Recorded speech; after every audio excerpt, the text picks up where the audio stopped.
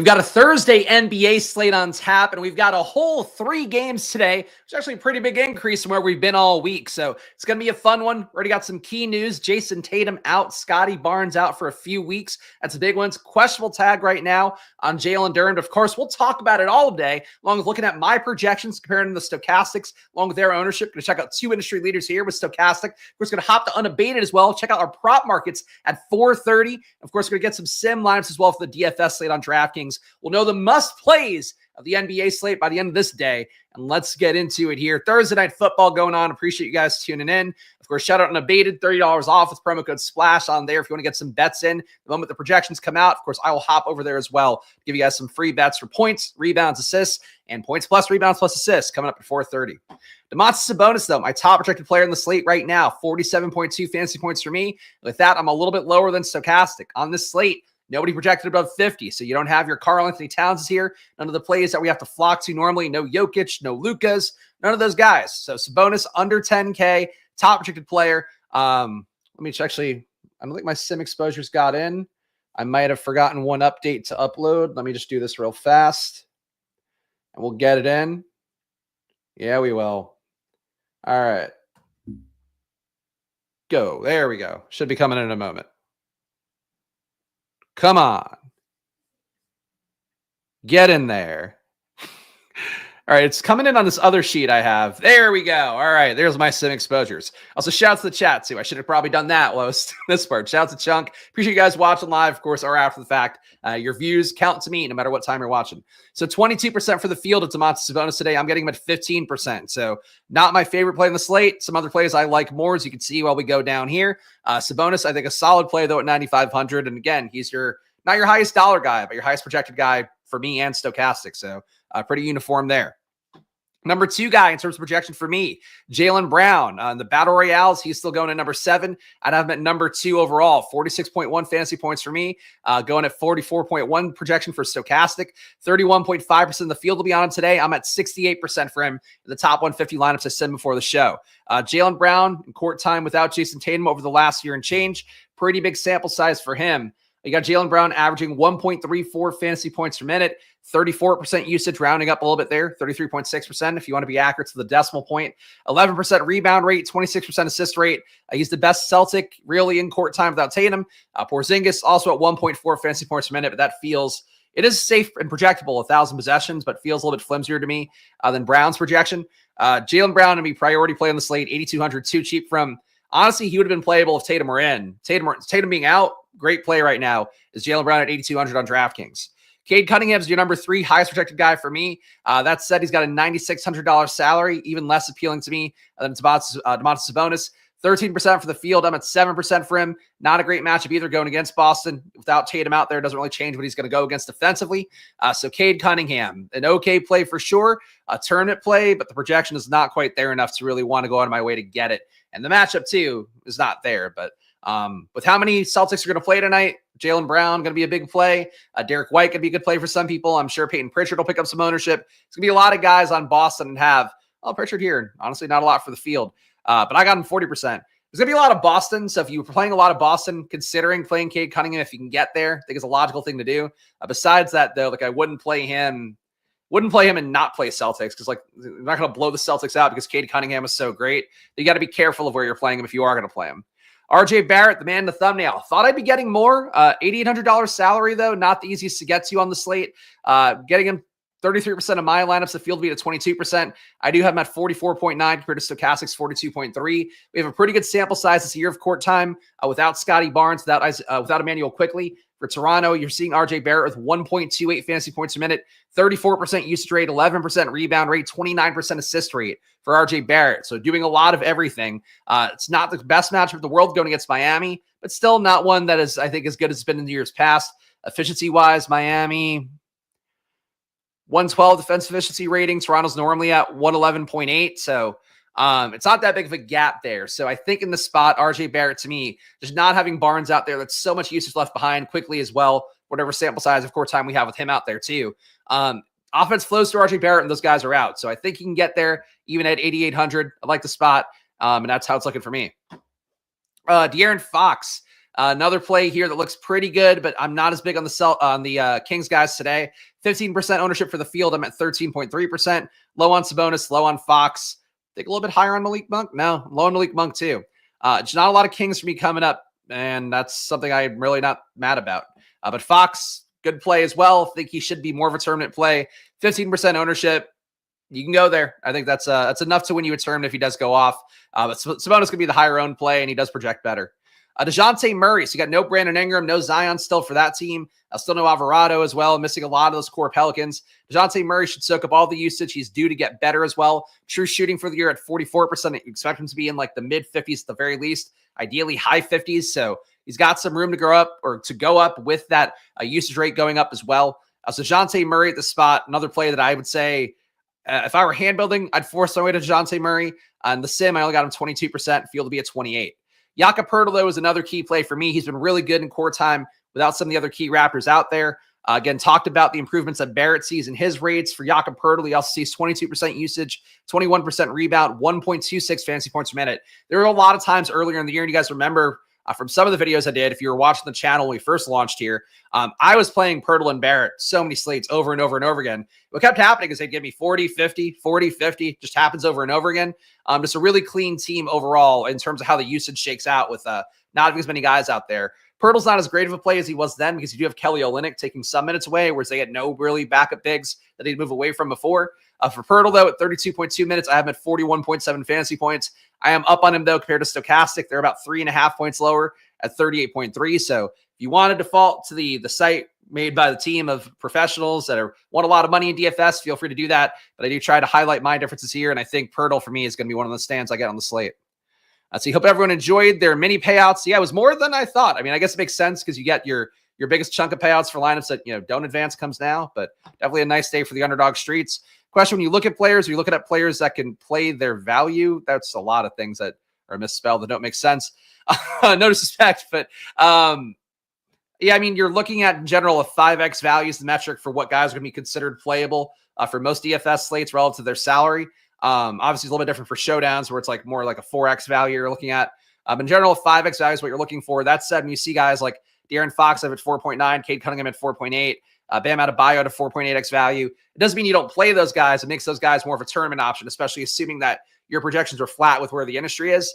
But yeah, the guys who are like a 5x or better value or are good values, guys who are like a 6x, 7 value, they're going to be good values. Maybe you start to question their ceiling if they're guys that, it's like 18 points to the projection at a 3K salary kind of thing.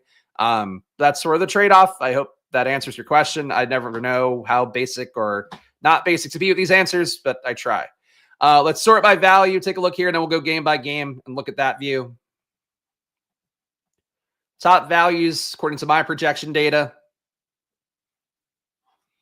Value metric on Drew. Yeah, we'll get to Drew in a moment here, but he's number 3 overall. So Drew Smith, another guy who's getting pretty big minutes for Miami lately. Don't really get why, given that all their guards are back in for the most part. But Drew Smith, they seem to like what he's bringing. He's doing okay, averaging, I think, about 0.85 or so fantasy points per minute.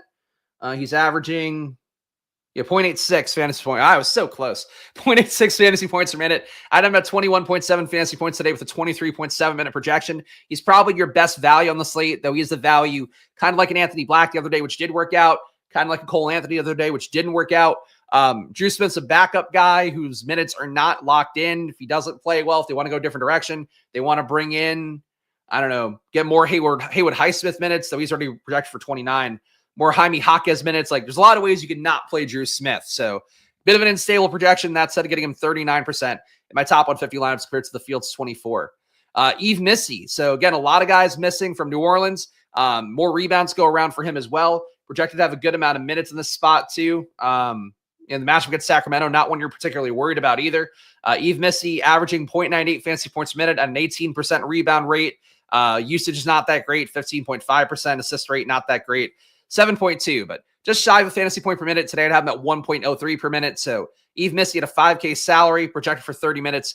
He works well. He's going to be chalky, though. 51% of the field will be there. That said, I got 60% in my sim, so I'll still be above the field on that.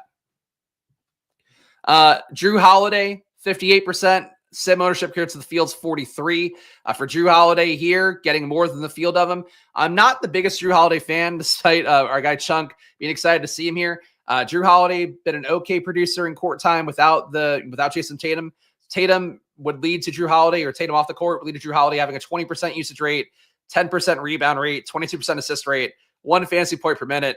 He's okay. He's just not, unless you get White out, Jaylen Brown out, and Tatum out, you're just not going to see old Drew Holiday. So I'm never crazy about Drew Holiday at the price tag. But he's okay. Being better recently would not be a thing I'd worry about. It's about the longer term sample size, even compared to like where I take some shorter term stuff, like focusing on just this season, as opposed to Stokastic that's kind of keeps it a rolling thing over a couple years. You still don't want to look at like, oh, Drew Holiday's two good games. Like that's not what I would chase, but it can work out because he's projected well still. I just don't think the ceiling is that high. Derek White, I tend to like him the most in spots without Jason Tatum or Jaylen Brown. Really, either guy is out. He just tends to fill up a lot of usage. He's been around some monster days lately, including one a couple of weeks ago where he had the foot injury initially, but had like 33 points at halftime, 33 fantasy points at halftime. Was on the pathway to having a monster day. I'm getting him 63%. The field will be a 28%. He's a good value to me despite being a $6,700 guy on the slate. Peyton Pritchard, good value, but not really the value he used to be. He's kind of priced for where he should be for the most part. I had him at 30.2, Stokastic has him at 30.9, but I'm getting him 40% of my sim lineups compared to the field's 14. So Peyton Pritchard, a necessary part of the slate. If I had to guess, this price tag works well for what the field's trying to give me in terms of the lineups I got in the sim. Jaime Jaquez, 45% compared to 18. Really don't love that play. His minutes aren't great. It's hard to expect him to get more minutes when you have Butler and Hero in particular. That said, 21.7 minutes there isn't great value right now, unless something opens up, and I'm not really sure what that would be. Jaime Jaquez is going to be a part of what I do today in a pretty big way. Talked about Pirtle, Trey Murphy, another chalky play. But let's go to the game-by-game view. Then we'll hop into either the Sims or Unabated, depending on how long this takes. And of course, if you want more from me coming up at about 6 o'clock, we'll have more injury news then. I'll be on the deeper dive for Stokastic. Slate today locks at 7:30, I believe. So that show is 6 to 6:45. Then they have the live before lock show, 6:45 to 7:30. And then their NFL one, 7:30 to 8:15. So lots of content coming up on Stokastic, our friends over there, including me. All right. We got I feel like I'm going to read this one fast. I feel like Porzingis went nutty and under-owned last time in a spot like this without Tatum. I mean, he's averaged, going back to last year, it's been 1,000 possessions, average 1.4 fantasy points a minute. So no issue going to Porzingis. Again, wouldn't just look at the one game sample size of it, but the longer term does support it pretty well. So any of the Celtics you can make a case for. I just think that Jaylen Brown feels the most stable to me. I do like Derek White a good amount when we have any of these guys out. Porzingis obviously be a high usage guy. The minutes probably have a ceiling though. But all those guys are playable, and Pritchard's still very playable. Like I clearly, as you just saw, a lot of all of them. Toronto, 33% exposure for RJ Barrett for me compared to 22% for the field on him. Toronto, 107.3 implied points as well. A bit of a pace down spot for him. Miami playing very slow at 96.5 possessions per game. Toronto at 99.5. Both being under 100, never really what you want to see. That said, you have so much usage left behind because there's no Scotty Barnes out there, still no Quickly. Price tag has already been kind of adjusted for it. You're going to see, I think Barrett's price tag can come up a little bit more, but 8,800, like if you were at 8K, he'd be a no doubt play. With this price tag, I think it's a little bit tougher to get him. So I am getting 33%. Even though he's a guy in the thumbnail, and my record with guys I put in the thumbnail, even when I don't even look at the data before it, they tend to be good plays on the slates every time. Cat yesterday broke the slate, and he was on the thumb. But now RJ Barrett, he's not as good as the usual thumbnail plays are, I feel like, relative to that salary. Just a price tag that's a little bit high, even though you could still beat it. Jakob Poeltl, 54% compared to 17%. As I mentioned, just pretty big boost for him across the board. I have him at 1.29 fantasy points per minute tonight. That said, I am a little bit higher than Stokastic. I mean, 3.4 fantasy points is a pretty big jump. So if you want to default to that, it'll still look like a good play in Stokastic's numbers, but not quite as much of a smash play as he does in mine. Kelly Olynyk projected for only 15.3 minutes. Hard to play him at a 6K salary. That said, he's been averaging 1.7 fantasy points per minute. His true shooting also doesn't really make sense as a number, but keep in mind, like it goes above 100% because of the fact that it weights 3-pointers and weights free throws in different ways. So like, point being is Kelly Olynyk is not missing shots when he's out there right now. At a certain point, he's going to miss shots. He's not worth the 6K salary yet, but if he got to like 4 or 5K, you're closer to being able to play him because of how well he's been playing per minute. Feels like he needs to get traded any day now, too. Like he could actually, I think, add some amount of value to a playoff team. Probably not defensively. He probably can't really play too much in like a serious like conference title level matchup. But Olynyk's been producing pretty well for Toronto for a couple years now. Grady Dick, your other option here if you don't want to go to Poeltl. Don't want to go to Barrett. Don't have him projected that well, but do have him better than Stokastic, 28 compared to 24.5. That said, only getting him in 4.7% of my sim lineups, 7.5% for the field. Grady Dick, though, a player I feel like it's kind of hard to pin down. It's hard to pin down Dick when you really want him. That said, the usage is good enough. He just doesn't do enough in general in terms of rebound and assist rate and all of that. When you have guys like Pirtle, guys like Barrett, who take pretty big jumps up when Barnes is out there. That said, Grady Dick's been averaging 0.92 fantasy points per minute in court time without Barnes. So I have met that tonight. It's just not really enough to get there in a meaningful way. Davion Mitchell, a little bit of a boost for him in terms of opportunity with those guys off the court. That said, still only 0.73 fantasy points per minute tonight for me, so not going to be there very much. Dick is okay. Dick is okay, but hard. ... to pin down is what I would say. Jonathan Mobo, 11% sim ownership for me compared to 22% for the field. Mobo would need Pirtle to be out to look a little bit better. Still an okay value at 3,900 on the slate where there isn't a lot of great value. Hard to really want that, though. But again, if you're trying to get low owned, build a unique lineup, Mobo isn't really unique, but he's at least he honestly probably coming closer to 15% owned if I had to guess. I think he ends up a little bit lower owned, and he's cheaper than a lot of guys who are the quote-unquote value on the slate. Those are his positives. And he's power forward center. You have to lock up a center spot. Miami on their side didn't get a lot of Bam out of Bio. He's going to be chalky for the slate, a 31% ownership. Been kind of awful on the year, 1.13 fantasy points per minute. Price tag at 8,100 looks okay. Honestly, he and Hero's price tags both looking good compared to where they have been. Jimmy Butler, same thing. The price tag stuff I get for these guys, but projection-wise, Hero looks the best to me. And I'm still getting him less in the field. Only 21% Hero compared to 26% for the field. Jimmy Butler getting 19% compared to 33. Not really any big take on Jimmy Butler. He is being rumored to be traded. Seems like it could be any day now. He also did change his hair color to a weird color a couple weeks ago. Like he was heat red for so long, and then he changed it to a bluish purple. For Butler, though, I don't know how much that matters. They could be showcasing him for a trade, maybe take some more usage. He also could just be trying to keep himself healthy for whatever trades inevitably may be coming. So Butler, those are all narrative points. He projects decently enough, just not enough for me to get with the field at 33%. Rozier, kind of a bad play right now, but he is 4,500. Not playing enough minutes, but his usage has been down. He's producing pretty poorly. 0.8 fantasy points per minute. I'm not on the Rozier train tonight. Duncan Robinson, tournament play, you can mix in a little bit, getting 15% of him. Not a huge stand for me, but I don't know. Duncan Robinson, an okay play always, but never one I'm like, oh, I'm so excited I got so much Duncan Robinson. It's probably the case again in this slate, and I'm getting less in the field. Jaime Jaquez I'm getting a lot of. He does produce well per minute. Because of the fact he produces in every category, I have him being a little bit higher today at 1.05 fantasy points per minute. I'm not like some big Jaime Jaquez believer, but at a 4K salary, small forward, power forward, I think he works. Duncan Robinson only shooting guard for comparison's sake. So he looks okay. A lot better than Haywood Highsmith to me, but Highsmith projected for more minutes at 29. So if you wanted to pivot off of my Jaime Jaquez sim exposure here, going to Highsmith, I think a pretty reasonable way to do that. They need him usually more in wing defense spots. Maybe you got to bring him in to defend RJ Barrett more, but I don't think that's likely.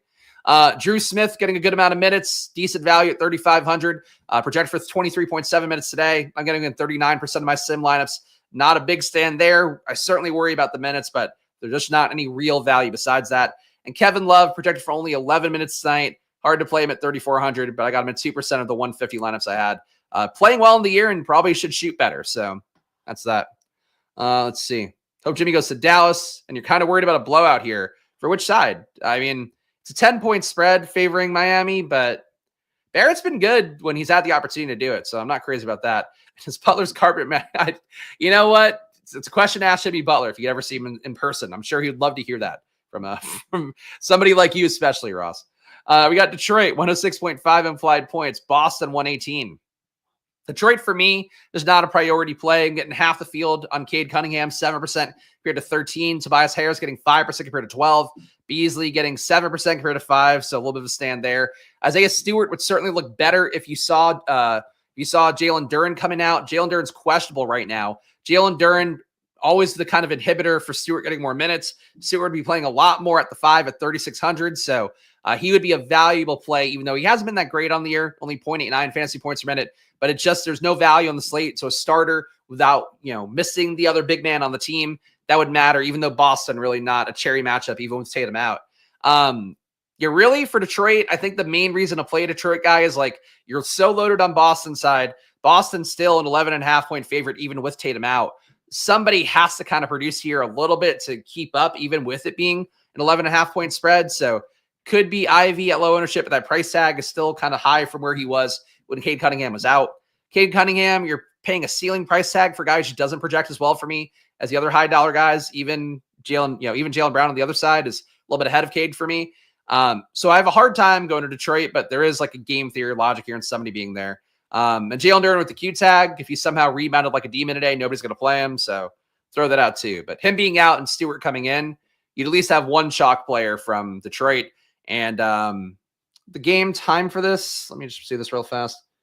So it locks at start time for the slate. So you'll know before the slate locks if Duren's going to be in or out. So there's really no value in like going Stewart's way now. You could wait until you know, but Stewart's an okay play now, even if Duren is in. And maybe you play Stewart, like even if Duren's in, and you hope that Duren maybe he's banged up, can't go full game somehow. Like then you maybe get a little more value out of Stewart. Stewart maybe not a bad play because of that. Tatum missed both games versus Detroit and no other. That's interesting. Yeah, I mean, they do not show a lot of respect for some opponents. Like they've talked about how, they do let like guys like Peyton Pritchard historically take over when it's a game they feel like they know they don't need to push it. So, championship attitude, I guess. I don't know. Boston, 68% ownership for me for Jaylen Brown. Field to be at 32. Jaylen Brown to me looks like one of the best plays of the slate. 8,200 too cheap. Shooting guard, small forward, too flexible. You can play Jaylen Brown on any spot basically on the court. So, your fantasy lineup, the court that is your fantasy lineup. Jaylen Brown to me, best play on the slate. He's your splash play of the day. Spoiler alert. Kristaps Porzingis, I'm low on him. Don't really want to be, but the price tag, center only, 30 minutes, not quite enough to get there. That said, I have him at 38.5. Stokastic has him at 41.3. I have him at 1.28 fantasy points a minute. He's averaged 1.4 overall in the last year or so with Jason Tatum out. I have no issue playing Porzingis with the field here. It just didn't happen naturally for me. Derek White, I am getting more of here. Have him at 1.15 fantasy points a minute, which works well with point guard, shooting guard eligibility, and $6,700 salary. For Derek White, again, he just produces this spot over and over again. I always like getting him. That said, I'm much higher than the field, or I'm much higher than Stokastic projection, rather, on him. 39 projection for me compared to 35.2 for them, or 36.2 rather. So about a 3-point difference, let's say.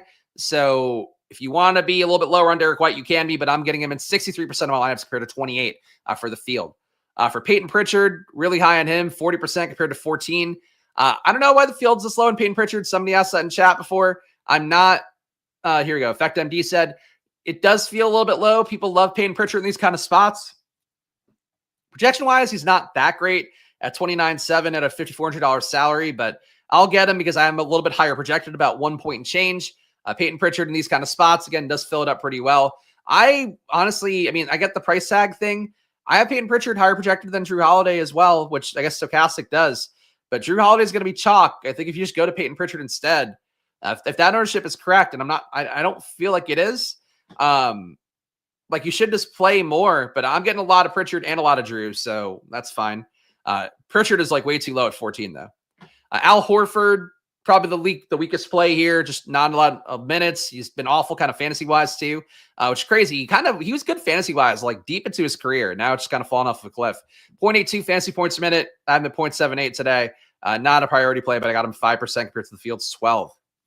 In our last game here, then we'll hop to the Sims and Unabated and see our best plays to actually make some actionable stuff today in DFS tournaments and the prop betting markets. You got Sacramento, 119.3 implied points here. Again, a pace under 100. The both teams pretty dead even in pace. Domantas Sabonis looks like a good play today for the field, 22% ownership. I'm only at 15. Again, your top projected player of the slate, highest, no issue with him at all. Cade Cunningham being a higher dollar guy keeps throwing me here. I feel like he should be higher priced than Cade Cunningham. He's not though. But he's the best play on the slate, I think, in terms of just that upside. That said, center only, again, that limits your flexibility a little bit, but really, I have no critiques of him. I'm just not getting him naturally here. You forfeit a break, he's 100. He looks great, though, for his age, especially for 100. I'm intrigued to hear your take on Herb Jones. Think he can thrive in this game environment. I don't know if you're ever going to look for Herb Jones to thrive, but we'll get there in a moment. De'Aaron Fox got 13% sim ownership here for him, 15% for the field. Again, no issue with him, really. Just not as good as other plays. I don't think he works as well in the lineups that I'm getting built for me. DeMar DeRozan, 9.3 compared to 9.7, flat with that. No opinion really about it. Malik Monk, I am low on here. Think he's an okay battle royale play. Feel like he's a little bit underprojected where he's ranked in those ADPs on Underdog. But for DFS tonight, I've been low on Malik Monk this entire time since he moved up to becoming a starter. I don't know why it's going to change all of a sudden for me here. Matchup is okay, but I have it being a flat one in terms of fantasy points per minute. He's at 1.03. I'm at 1.02 today. Malik Monk's playing well, so I don't really want to speak ill of them. 60% true shooting with how much he's out there and how high his usage can be. Like, he's doing well for himself, but not a priority play. The guy I'm getting the most of is because we need small forward, power forward. Keegan Murray getting 23% compared to 25% for the field. Reasonable price tag at 5,700. The issue is like he's suffering, having DeRozan there, having Malik Monk starting. It's a lot of minutes and opportunity that come away from him. That said, he plays the most minutes on the team, projected for 36.3 tonight. So you can get there for Keegan Murray, even though he's really the worst play in the Kings. And the Pelicans here to close out the game by game look, and then we'll see what we can do next. Probably just hop to the DFS sims next, depending on this one. Good pace for Herb Jones. It's okay pace. You're talking about he's gaining about half a possession, which doesn't matter that much. But Kings have played faster than last year. I do weight the pace stats. Like I'll balance pace out with last year's. But they're down a good amount in pace this season, so that's part of why matchup is not quite as good as it's seen in the past. Defensively, they still suck, but the pace is not quite as high. But New Orleans on their side, 22% sim exposure for me for DeJounte Murray. I like him more than I'm getting. He's a guy where I'm probably going to put in one or two lineups tonight for the big tournament because most of my money, my bankroll goes to NFL on these Thursday night slates. That said, like I think for Murray, he's a priority play for me. Like I want to get him in lineups. Murray, Pirtle, Barrett, Jaylen Brown to me are like the core of what I would want to do if I'm trying to get one or two good shots at the top. So DeJounte Murray to me, I like him more than the field. I like him more than I got on the sim. My projection, I feel like should get more. The price tag's low. Like he's getting a ton of usage here, and you're now missing Ingram too. Like DeJounte Murray and DeJounte Murray is going to shoot better at some point. He's not going to hold up at 44% true shooting. And you have, a weak defense against him. The pace might not be there quite as much as it's been in the past, but like Kings don't defend well. So I like DeJounte Murray on the slate, and he's not going to be as highly owned as other guys on his own team. McCollum getting very little of, 11% compared to 30% for the field, which I don't mind McCollum's price tag. I don't mind him, but 1.02 fantasy points per minute. He's probably due to shoot a little bit better. I honestly visually just watch CJ McCollum, and I hate watching him out there. He's just like a little chunky fire hydrant getting up too many shots. Like I think he's a professional athlete. Like we shouldn't. I hate watching him. He's on like the Zion diet. I don't like McCollum in terms of how I view basketball. I'm not getting him naturally in my projections. I don't see changing that. But really, all these guys are good plays. They're all 5x or value or better. Like they're all playable enough. McCollum would just be the guy I'm low on the most. Trey Murphy, I'm getting a lot of this year. I feel like he's taken a bit of a leap. That said, he is still lower in fantasy points per minute than McCollum and DeJounte Murray. That said, I have him at 1.01 today. On the year, has been at 0.94. Does absorb a good amount of usage overall in terms of when you have no Ingram out there. So for Trey Murphy, I'm cool with this one. But, I'm getting a little bit more than the field. It's not a big stand. My wife says the same about me. I mean, look, you're no CJ McCollum. I think she also says that about you. Eve Missy, 60% sim exposure compared to 51% for the field. Eve Missy, just the price tag works, 5K salary. On the slate, we've passed up some center plays. I felt like a little bit lower owned, including Sabonis. If you're playing Eve Missy over Sabonis, it could be something like we talked about yesterday, where I mentioned it for sure in the deeper dive, and I think I mentioned it here as well. The idea of playing like Karl-Anthony Towns and Şengün on yesterday's slate, because it's like people are going to pay for Kevon Looney and X amount of lineups, like 40% of lineups. And some of those slates, like the point is you just come over the top with good centers. I worry about that for Eve Missy here, where he's a 5K guy that looks pretty cozy, nice little 6X value projection on that. And then basically you end up playing Eve Missy, but you get dunked on by, Domantas Sabonis and who would it be? Jalen Duren, Bam Adebayo, Pirtle, my boy Pirtle. There's a lot of ways that like a 5K center can lose you. So I'll say that out loud about Eve Missy. The one thing for him that he has going for him, there really isn't another big they're going to go to. They have Trey Jemison. They have Daniel Tice. Neither plays a ton of minutes. Here they're getting projected for about 20 minutes cumulatively.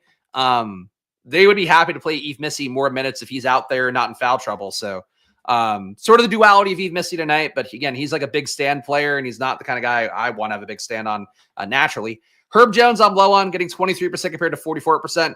Despite I appreciate our guy Chunk's enthusiasm, he certainly can get there. I feel like more in a FanDuel scoring kind of situation where you have a little more of a bonus for steals and things like that and blocks. But at 0.71 fantasy points per minute, I actually boosted his rates to try to get him a little bit higher because I thought he felt low to me. I only am at 25.8 fantasy points compared to 26.8 for Stokastic. He is at a reasonable price tag, small forward, power forward, so I don't hate getting him, but 44% Herb Jones for the field feels like a lot for a guy that's not really producing that much. And you have higher usage guys here. Like if you had Murray, McCollum, and Murphy out too, then yeah, Herb Jones being a guy who suddenly gets up a bunch more shots, I'd get it. You still have enough dudes there like that. I think the usage is not going to flow his way enough with how it's been going. Yeah, I mean, it's just like he's not a high usage guy, so that's the issue. But, again, it's like he still has a 5.2x value on him. So, like, he's not a bad play. He just doesn't look as good as these guys. But as I mentioned, like, guys at a 4.5x value, you can still play. It's just like he should be a little bit more of a tournament-y play relative to Pelicans, and instead he's one of the chalkiest ones. So you kind of get it on both sides there. For Brandon Boston, him being projected for 28.5 minutes makes him look a lot better. That's really the main thing here. I did get Jamal Cain in a couple lineups that I ran, just kind of tested some different stuff for the show. He was not my top 150 naturally. For Jamal Cain, I think he's an interesting play at a 3K minimum. There's nobody else in the slate who's really playable at a 3K minimum. Maybe Jemison if you're really wanting to get away from Yves Missy, but that seems flimsy to me. So Cain's really your 1-3K guy.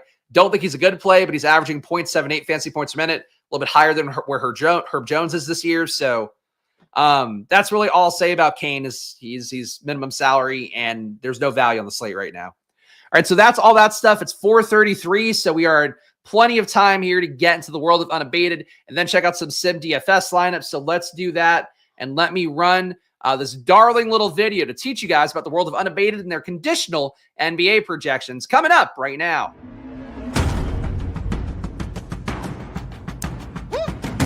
I forgot to unmute myself. Experts all over the place. You want to click different categories of bets? You can do that too, all you want. Oh, who's in, who's out? The answer, as always, Zion Williamson is out. So please, don't ever bet on him.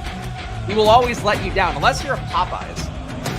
Then you can make a lot of bets. Alternate lines, you know what's coming up here. Oh, you know what's coming up. Drum roll, please. We got grass. Oh, we got grass. There's another graph. That graph moving around like a little monster. That graph's moving around.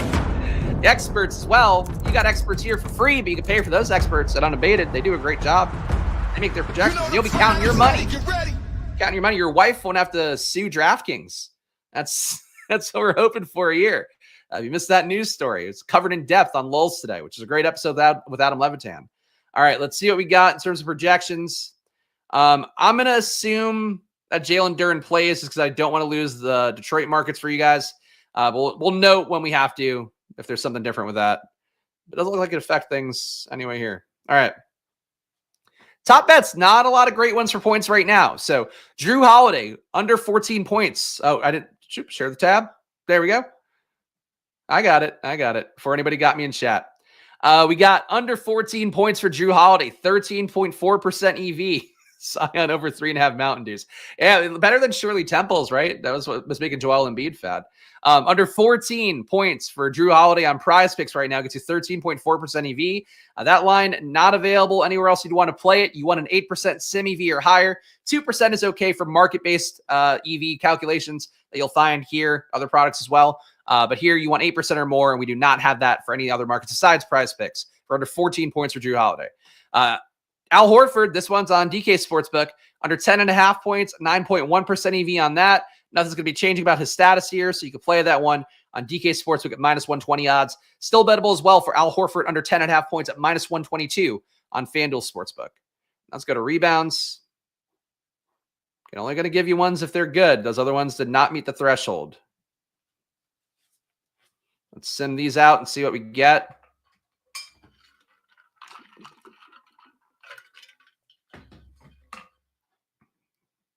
Okay, get the NBA Cup guys out of the way. All right, here. This got a lot more markets here. All right. Good rebound markets coming up once this resorts. Come on. There we go. All right, Herb Jones. You want to play Herb Jones in a format? Play him in prop betting. 19% EV on over 3.5 rebounds for Herb Jones on PrizePicks. Bettable as well on DK Sportsbook and FanDuel over 3.5 at minus 142 for Herb Jones over 3.5 rebounds. Bam Adebayo, under 11 rebounds, gets you 17.1% EV on PrizePicks. You don't want to bet it on an underdog pick'em, but you can play it on DK Sportsbook and FanDuel. Bam Adebayo under 10.5 rebounds on DK Sportsbook is plus 100. That gets you 13.8% EV. And the same bet at FanDuel is minus 108. So definitely play it on DK if you can. You see a plus money bet here. It's over an 8% EV. You just run and take it. Under 10.5, though, minus 108 odds gets you 9.6 EV on FanDuel Sportsbook.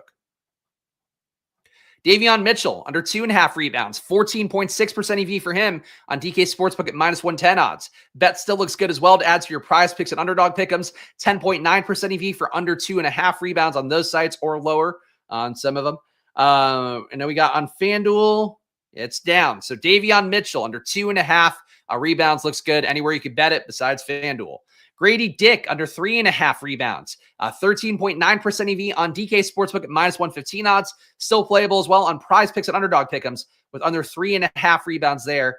And FanDuel, you can bet it as well, but the odds are less favorable. Minus 128 odds gets you 8.5% EV for Grady Dick, under 3.5 rebounds.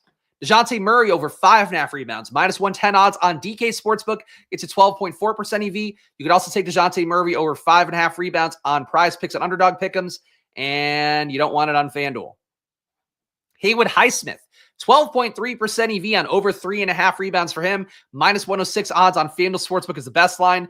You don't want to play it on Underdog or PrizePicks unless you really need to. But on DK Sportsbook, 8.1% EV as well. And minus 115 odds for over 3.5 rebounds. Haywood Highsmith. And Terry Rozier, over 2.5 rebounds. Looks good for him on DK Sportsbook at minus 105 odds. That gives you 12.2% EV. Still bet, well, you probably don't want to bet it on PrizePicks Underdog. It's close, but you probably don't want to. And not available on FanDuel, so only over 2.5 rebounds, minus 105 odds on DK Sportsbook for Terry Rozier. Assists coming up next. Make sure we're getting all the lines in.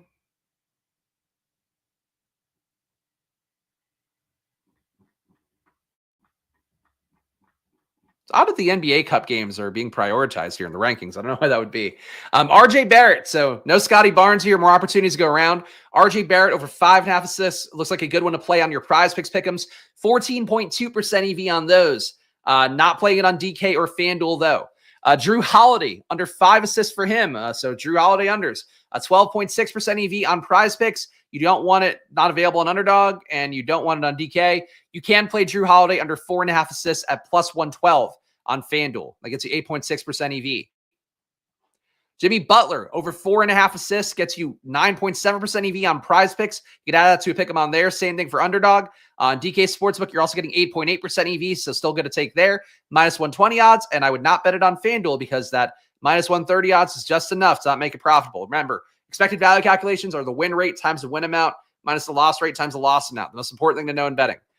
Duncan Robinson, under 2.5 assists here, 9.3% EV on PrizePicks. So add that to your PrizePicks pick'em, and you cannot play it anywhere else. But Duncan Robinson, why do they always do this to me? Why does that always happen like midstream? Like I'm logged in, it's good to go. And it's like, you've had too much. You're giving away too much, Spags. The people, their EVs are too high. The Sklansky bucks, they're racking up. Not allowed. Oh man. But they're protecting their logins. That's how you know they care about this data. They don't want any schlubs getting access to it. All right. Assists. We'll submit one more time here.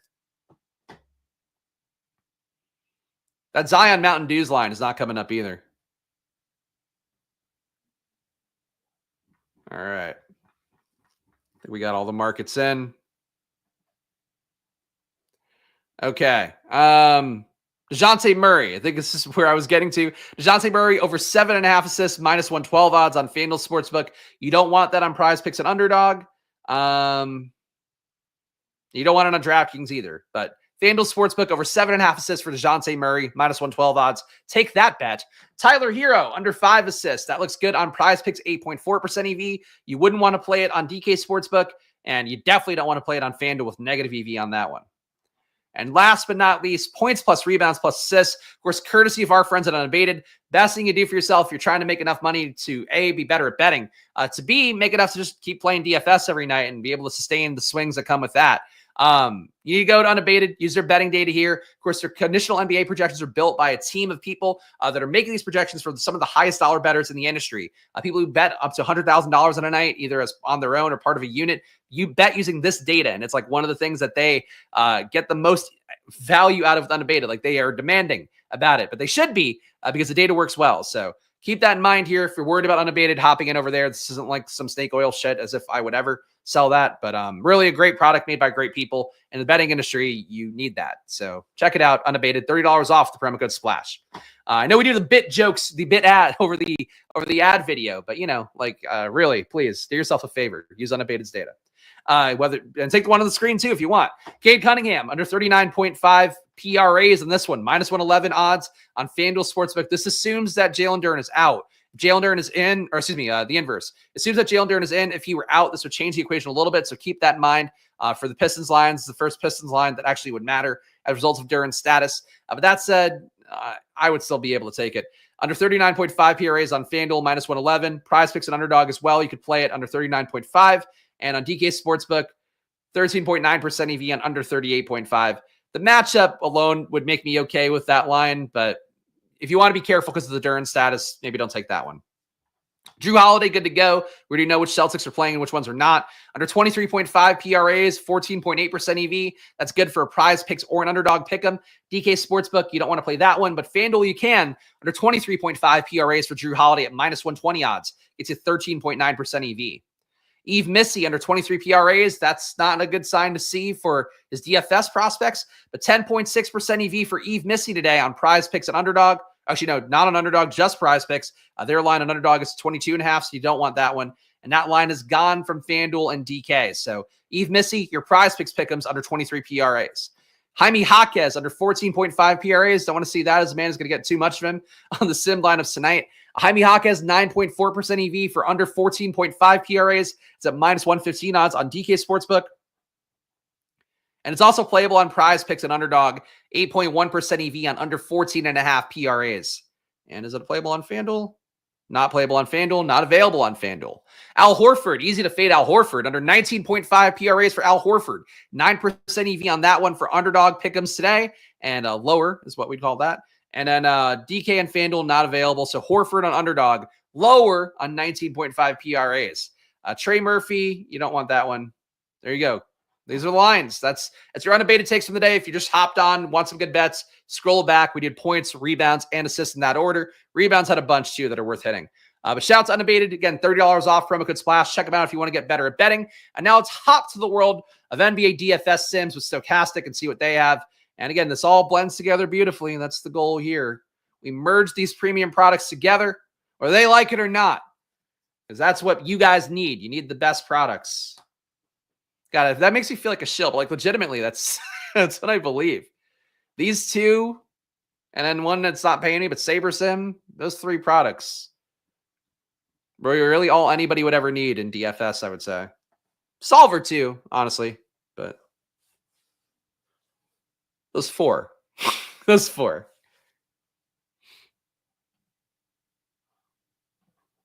That's right. Yeah, there we go. That's what I'm here for. I'm here for being right. Best I can. Because I'm a thug. All day, every day. All right, let's simulate these lineups. Of course, with Stokastic, what we're going to do is have 5,000 lineups compete 10,000 times, and we'll see what their results are. These simulation results are not the ones you saw on my sheet. They're going to be a little bit different because those data points that I had before were basically my projections overlaid in Stokastic Sim. This is just going to be Stokastic's data. So we'll see what the top lineups are, what the highest ROI players are, highest exposed players are, and then you'll know the must plays. I always love the idea for and it probably doesn't matter because I don't get the concept across that well, but I always put must plays on the tweet that I put out for videos for when they're this format. Because it's I like the idea of me being like Moses coming down with some tablets. I'm like, here, everyone, the must plays of the slate. And, most of the time it's okay. Much like the 10 Commandments. Sometimes it goes okay. Sometimes it could be better. I think that's what me and Moses have in common. That and I've parted a few Red Seas in my day. Catch my drift. Talk about redheads, Kill me, please. Feel free to log out while the Sims. I get it. The Sim is compiling right now. If you appreciate this content, the occasional off-color joke, much like Mitch does. Hey, you know what, Mitch? Can't win them all. But guys, hit that like button, subscribe, do all that stuff. Part the Red Sea, hit the like button, and leave a comment. Your engagement's going a long way. We're trying to get to 500 subs by the new year. We're on track to do it. So please, I'm here every day, Monday to Friday at 4 p.m., give you the same insights about basketball and the occasionally Ryball joke. I mean, what are we going to do? What are we going to do? Oh, is it a bonking? Oh, yeah, we haven't done the bonk graphic in a while. Hey, here's a bonk dog for you. I'll go to horny jail for it. All right, your top lineups right now. We got Drew Smith, Derek White, Jaylen Brown, Jaime Jaquez, Yves Missy, DeJounte Murray, Brandon Boston Jr., Domantas Sabonis. I like that lineup. Mitch, you need a palate cleanser. Everybody else here, I think, is just aroused. So I don't know about that one. Yeah, see, people want to hit the like button, hit for it. So you're in the minority here. Everybody else is just thinking, no, am I on Pornhub? I'm just so titillating. That's your top RY lineup. Drew Smith, the top three. Drew Smith again. Peyton Pritchard again. There's no value. You're just getting value. Drew Smith is the only value on the slate. RJ Barrett, Herb Jones, Kristaps Porzingis, Tyler Hero, Brandon Boston, Jakob Poeltl. Number 3, Drew Smith, Derek White, Jaylen Brown, Al Horford, Yves Missy again, CJ McCollum, Brandon Boston. There's a lot of Brandon Boston. I'm shocked by that. Domantas Sabonis. Brandon Boston's one of those guys. We talk a lot about, longitudinal projections and how they look. For him, he's had just so many different seasons within the season where he's had the point in time where there were no Pelicans left and Brandon Boston was like priority number 1 because he's the only guy who could get a shot. Then you've had this time period where it's like Brandon Boston is out there playing point guard, even though he shouldn't be. Then you have the time period of Brandon Boston who's just out there kind of standing around watching the other guys shoot because there's a lot of guys who shoot on the Pelicans. There's a lot of Brandon Boston. I get he's projected for 28 minutes and change by Stokastic. I would not be this comfortable playing. Like, if I'm just putting in the best lineups tonight and trying to get a big shot and tournament up top, I don't want to play 3 lineups of Brandon Boston. I'll just say that. Brandon Boston, though, is also the number 4 lineup. Tyler Hero, Peyton Pritchard, Jaylen Brown, Jaime Jaquez again, Bam Adebayo, Derek White, Brandon Boston, and Yves Missy. And number 5, Drew Holiday, Malik Monk, Trey Murphy, Al Horford, Bam Adebayo, DeJounte Murray, Brandon Boston, and Yves Missy. So if you're just going to go off these top lineups here, you want Brandon Boston in your lineups. You want Drew Smith a good amount of the time. You want Yves Missy a good amount of the time. You want Jaime Jaquez more than I would have thought as well. But those are really the core ones. Poeltl coming in some, Sabonis coming in some. But the Boston, Missy, Jaylen Brown to a lesser extent, Drew Smith. A lot of overlay with those top lineups. Play Boston Celtics, not Brandon Boston. I mean, look, I never want to tell you to not play like the sim top player. It's just that's a lot of Brandon Boston, but he makes his lineup work. So that's always going to be the logic. Your top ROI players, Brandon Boston is the closest to positive. Again, it's only a 3-game slate, so you're not going to see really big positive ROIs generally. But negative 1% ROI for Brandon Boston, negative 5% ROI for Jaime Jaquez, negative 7 for Jakob Poeltl. So technically your highest ROI players. Yves Missy, negative 8. Al Horford, negative 9. So, all right. Top exposures overall. Yves Missy, 72% of lineups compared to 46% for the field. Going to be the highest leverage players of the slate. Brandon Boston, 61% compared to 25% for the field. So really, really big pro Brandon Boston stand. 4,800 point guard small. That's it. That's why, because you could play him in literally every spot. All right, I guess that makes a little more sense for Brandon Boston, but I still think as a play, not the greatest, but 4,800, if he's going to play 28 minutes and he's point guard small forward, I think that's it. It's a slate without value, and he fits everywhere, and he's not that expensive. But just keep that in mind. Like, if you're playing a chalky lineup, Brandon Boston's not going to get you less chalky. Jaylen Brown, 52% compared to 47. So a little bit of a pro Jaylen Brown stand, but not as big as me as I would have. Drew Holiday, 51.3 compared to 51.6. So basically flat. Peyton Pritchard, 46 compared to 30%. So definitely a pro Peyton Pritchard stand, which I support. Al Horford, 43 compared to 28. I was dead low on him. So I don't support that one, but I get how you can get there at 4,900. I think what the main takeaway would be is that with Boston and Horford, clearly Stokastic thinks you need a player at this price point in your lineups, even Drew Holiday. That's a lot of guys congregated in ownership around that same kind of $300 period or, window rather. Yeah, it's a lot of, you can put it in any hole with Brandon Boston tonight.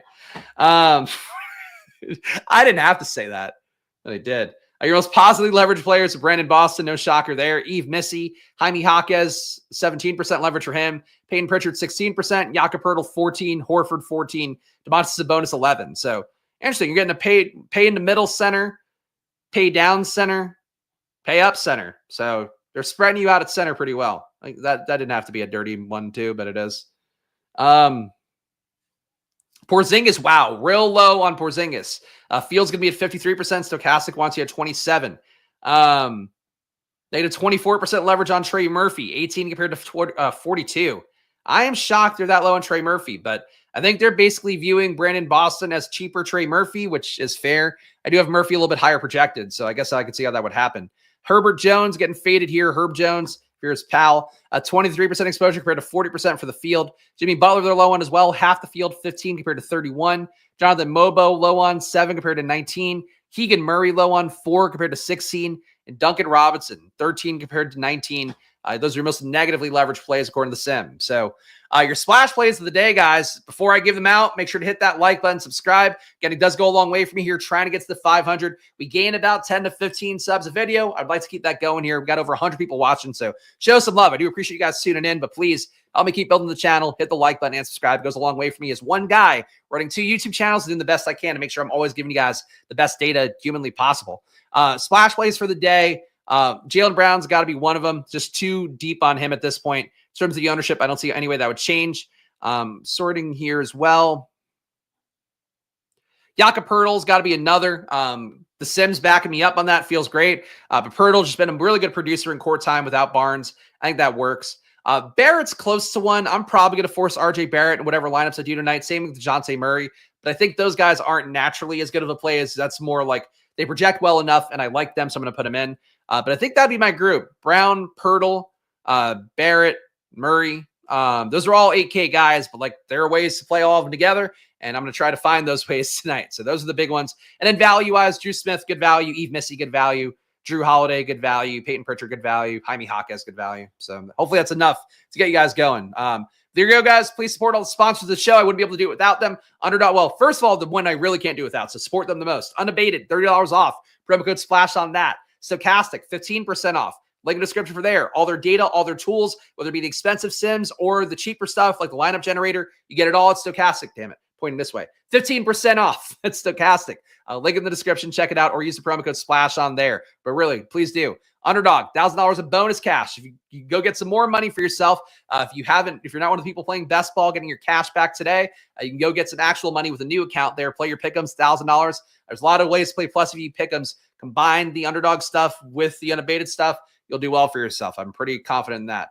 And shout out to all you guys being here. Gamble responsibly, of course. Never forget that. Even it's always money time. I'll be back on Stokastic at 6 p.m., 45-minute deeper dive with Josh Engelman and me today. Of course, I'll be back tomorrow for the NBA. It's actually a big slate tomorrow, so hopefully they give us a cheap tournament. That's my hopes. I can get in a good 25, 50 entries. Maybe we'll see how we're going with the kid. That's what I'm fingers crossed for tomorrow. But I'll see you guys for that. Come back for the deeper dive at 6. Come back for a Splash Play NFL tomorrow at 11 a.m. on that channel at Splash Play Pod. I'll see you guys again soon. Enjoy your days, and of course, good luck. Bye-bye.